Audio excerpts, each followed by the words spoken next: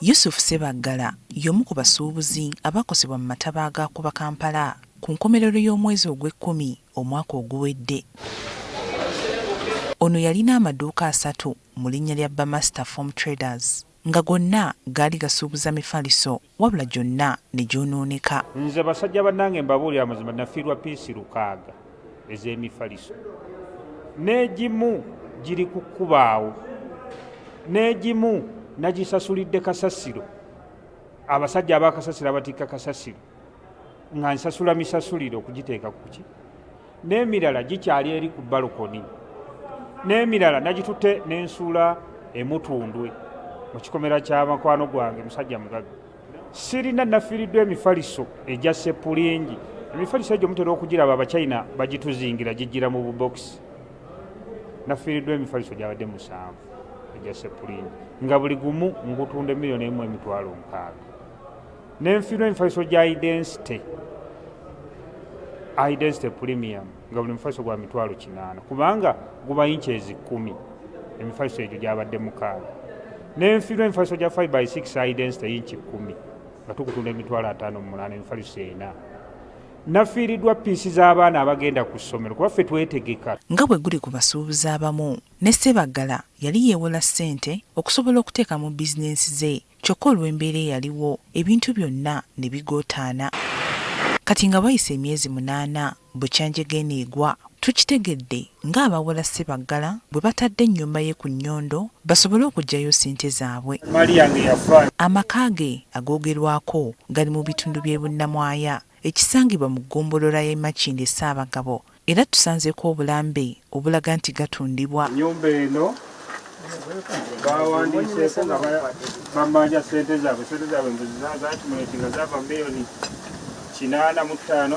Mbu olw'okuba nannyini ssente alaba Sebaggala yakoma, kati yasazeewo atwalemu amaka ge mu ngeri y'okwesasuzaamu. Nerendo oyo omusajja oyo wa kampuni twakolagana ng'agenda kunsapuliyinga ebintu okuva mwezi ogw'omukaaga mpaka omwaka ogw'omukaaga omwaka guno 2025 mpaka 2026 mwezi gw'omukaaga ne tukola endagaano y'okuba nti nkola ki njagala kusuubulagana naawe.